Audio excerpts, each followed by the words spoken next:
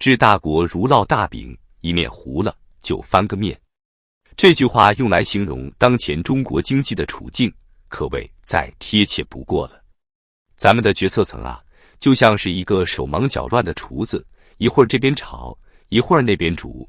可惜啊，这锅经济大餐还是越来越难吃了。大家好啊，欢迎来到在野说。最近几天，咱们的朋友圈和各大媒体可谓是被中国央行的超级无敌组合拳给刷屏了。这不，在野今天就来给大家聊聊，这波操作到底能不能救得了中国经济这条快要沉没的大船。先说说背景啊，咱们都知道，中国这2年可谓是屋漏偏逢连夜雨，经济增速放缓，房地产市场萎靡不振，股市跌跌不休，失业率高企，可以说是内忧外患，四面楚歌。年轻人找不到工作，老年人养老金不够花，中产阶级天天担心房贷断供，这可不就是一幅水深火热的景象吗？在这种情况下，咱们的决策层终于坐不住了，祭出了这波堪称史上最猛的救市大招。说实话，看到这波操作，再也都不禁感叹，这是要豁出去了呀。那么这波操作到底有多猛呢？咱们来细细品味一下。首先，央妈一口气就降准2码，向市场注入了8000亿人民币的流动性。这是什么概念？相当于往经济这潭死水里扔了一颗超级炸弹啊！8000亿啊，够买多少套房子了？够多少大学生找到工作了？不过话说回来，这么多钱最后会流向哪里呢？会不会又是肥了富人，苦了穷人？这个问题咱们待会儿再说。不仅如此，人行还放话说，未来还可能进一步降准0.25到0.5个百分点。这操作简直就是在喊我还有，你们别怕呀。可是啊，再也想说的是，你有是你的事，老百姓敢不敢花，那可是另一回事了。其次，人行还降低了7天期逆回购利率，并且引导贷款和存款利率下降。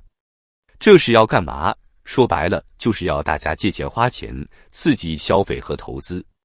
可是啊，你让工资不涨，房价不跌的老百姓怎么敢花钱？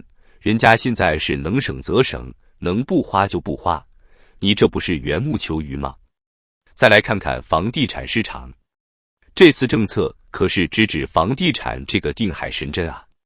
人行提高了对保障性住房的再贷款比率，甚至达到了100%。这是什么意思？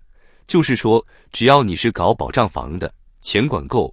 可是啊，这保障房能解决根本问题吗？那些高高在上的房价能降下来吗？那些辛辛苦苦还房贷的人能轻松点吗？说到这儿，再也不禁想起一个笑话，有个人掉进了一个深坑里，他拼命地挖坑想爬出来，结果呢，他越挖坑越深，最后把自己给埋了。这不就是中国现在的经济政策吗？越是想救，可能越是把自己给埋了呀。那么问题来了，这波操作能不能救活中国经济呢？说实话，再也对此并不乐观。为啥呢？且听我慢慢道来。第一，这次救市行动虽然声势浩大，但实际上跟以前的老套路没什么两样。还是那句老话，用老办法解决新问题，这不是瞎折腾吗？中国经济的问题已经不是缺钱的问题了，而是结构性的问题。你光往里灌水，能解决根本问题吗？这不就像是得了感冒，非要用消炎药治，能行吗？第二，民间的信心已经跌到谷底了。你看看这2年中国股市跌成啥样了 ？A 股、港股那叫一个惨不忍睹啊！而美股、日股却是蒸蒸日上，老百姓的钱都被套牢了，谁还敢贸然入市啊？现在的情况是，散户们看到股市就害怕，看到楼市就叹气，看到银行存款利率就想哭。这种情况下，你让人家怎么敢花钱、敢投资？第三，房地产市场已经病入膏肓了。这些年，房地产就像是中国经济的一颗毒瘤，越长越大。现在想动刀子吧，又怕伤及元气；不动吧，又眼看着病情加重，这可真是进退两难啊！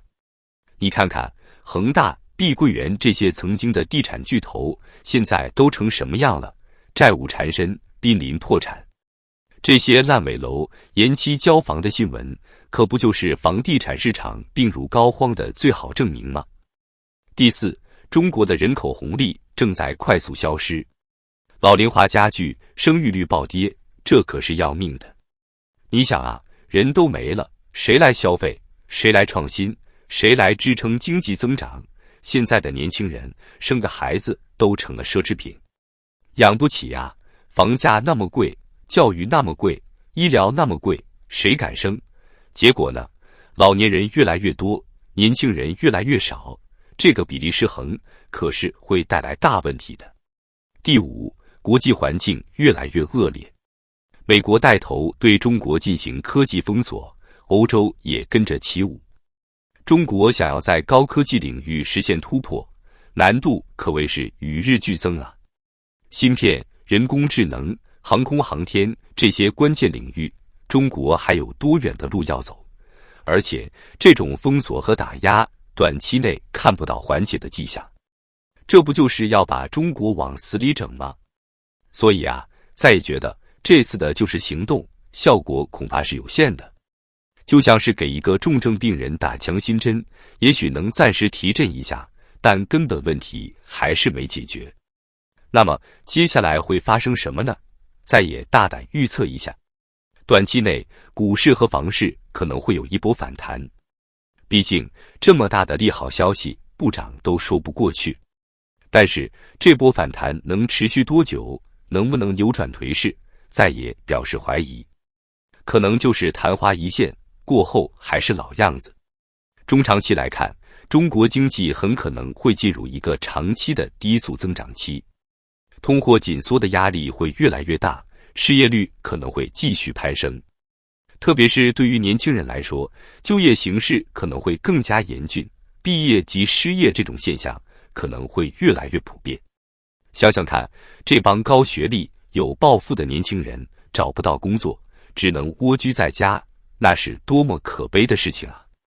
更糟糕的是，这次大放水可能会给未来埋下更大的隐患。你想啊，这么多钱投放出去，最后不会变成坏账吗？不会加剧地方政府的债务问题吗？这不是在为未来的金融风险埋雷吗？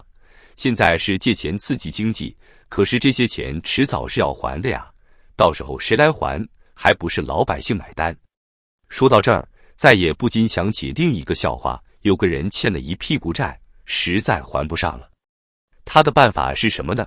继续借钱，借新债还旧债，结果呢，债越借越多，最后彻底还不上了。这不就是中国现在的经济政策吗？当然了，再也说这些也不是为了唱衰中国经济，只是现实摆在眼前，不得不让人担忧啊。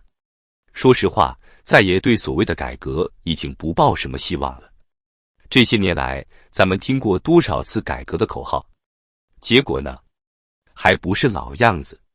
你看看民营经济吧，本来是中国经济的活力所在，结果现在呢，被打压得喘不过气来。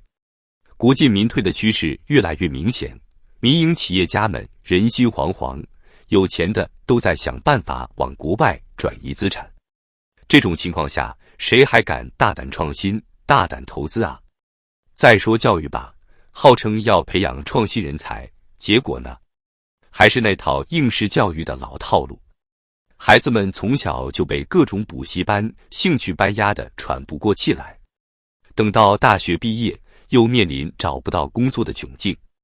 这样能培养出能够引领未来的人才吗？别开玩笑了。至于地方政府的债务问题，那简直就是一个超级定时炸弹。地方政府为了 GDP 不惜举债上马各种项目，结果呢，留下一堆烂尾工程，还有天文数字般的债务。这债务最后谁来还？还不是老百姓买单。说真的，再也现在都不敢想中国经济的未来会怎样。这艘大船已经漏水了，现在的做法无非是在往外面舀水，可是漏洞呢，谁来修？恐怕等到要沉没的时候，已经来不及了吧。